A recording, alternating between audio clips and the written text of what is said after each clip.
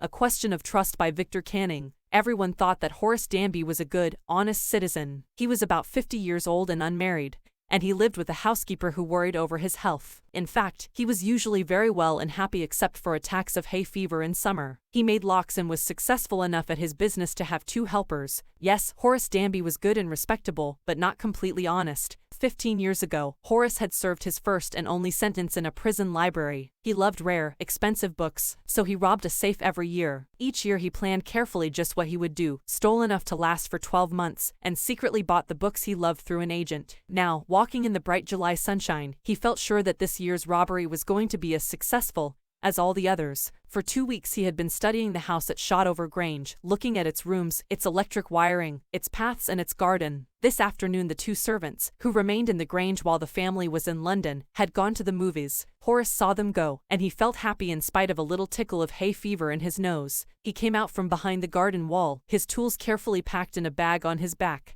There were about £15,000 worth of jewels in the Grange safe. If he sold them one by one, he expected to get at least 5,000, enough to make him happy for another year. There were 3 very interesting books coming up for sale in the autumn. Now he would get the money he wanted to buy them. He had seen the housekeeper hang the key to the kitchen door on a hook outside. He put on a pair of gloves, took the key, and opened the door. He was always careful not to leave any fingerprints. A small dog was lying in the kitchen. It stirred, made a noise, and moved its tail in a friendly way. "All right, Sherry," Horace said as he passed. "All you had to do to keep dogs quiet was to call them by their right names, and show them love." The safe was in the drawing room, behind a rather poor painting. Horace wondered for a moment whether he should collect pictures instead of books, but they took up too much room. In a small house, books were better. There was a great bowl of flowers on the table, and Horace felt his nose tickle. He gave a little sneeze and then put down his bag. He carefully arranged his tools. He had 4 hours before the servants returned. The safe was not going to be hard to open. After all, he had lived with locks and safes all his life. The burglar alarm was poorly built. He went into the hall to cut its wire. He came back and sneezed loudly as the smell of the flowers came to him again. How foolish people are when they own valuable things, Horace thought. A magazine article had described this house, giving a plan of all the rooms and a picture of this room. The writer had even mentioned that the painting hid a safe. But Horace found that the flowers were hindering him in his work. He buried his face in his handkerchief. Then he heard a voice say from the doorway, "What is it? A cold or hay fever?" Before he could think, Horace said, "Hay fever," and found himself sneezing again. The voice went on, "You can cure it with a special treatment, you know, if you find out just what plant gives you the disease. I think you'd better see a doctor if you're serious about your work. I heard you from the top of the house just now." It was a quiet, kindly voice, but one with firmness in it. A woman was standing in the doorway,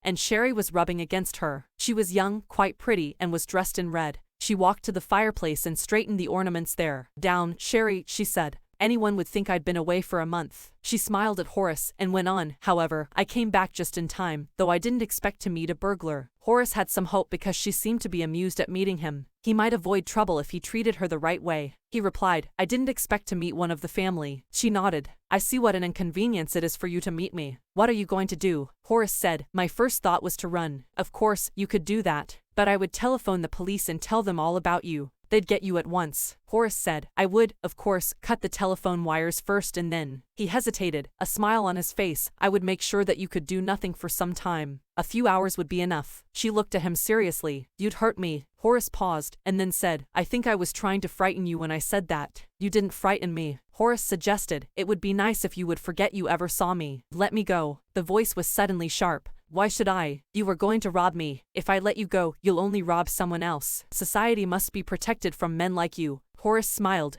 "I'm not a man who threatens society. I steal only from those who have a lot of money. I steal for a very good reason, and I hate the thought of prison." She laughed, and he begged, thinking that he had persuaded her, "Look, I have no right to ask you for anything, but I'm desperate. Let me go and I promise never to do this kind of thing again. I really mean it." She was silent, watching him closely. Then she said, "You are really afraid of going to prison, aren't you?" She came over to him shaking her head. "I have always liked the wrong kind of people." She picked up a silver box from the table and took a cigarette from it. Horace, eager to please her and seeing that she might help him, took off his gloves and gave her his cigarette lighter. "You'll let me go?" He held the lighter towards her. "Yes, but only if you'll do something for me. Anything you say. Before we left for London, I promised my husband to take my jewels to our bank, but I left them here in the safe. I want to wear them to a party tonight, so I came down to get them, but..." Horace smiled. You've forgotten the numbers to open the safe, haven't you? Yes, replied the young lady. Just leave it to me and you'll have them within an hour. But I'll have to break your safe. Don't worry about that. My husband won't be here for a month, and I'll have the safe mended by that time. And within an hour Horace had opened the safe, given her the jewels, and gone happily away. For 2 days he kept his promise to the kind young lady. On the morning of the third day, however, he thought of the books he wanted and he knew he would have to look for another safe. But he never got the chance to begin his plan. By noon a policeman had arrested him for the jewel robbery at Shotover Grange. His fingerprints, for he had opened the safe without gloves, were all over the room, and no one believed him when he said that the wife of the owner of the house had asked him to open the safe for her. The wife herself, a gray-haired, sharp-tongued woman of 60, said that the story was nonsense. Horace is now the assistant librarian in the prison. He often thinks of the charming, clever young lady who was in the same profession as he was, and who tricked him. He gets very angry when anyone talks about honor among thieves.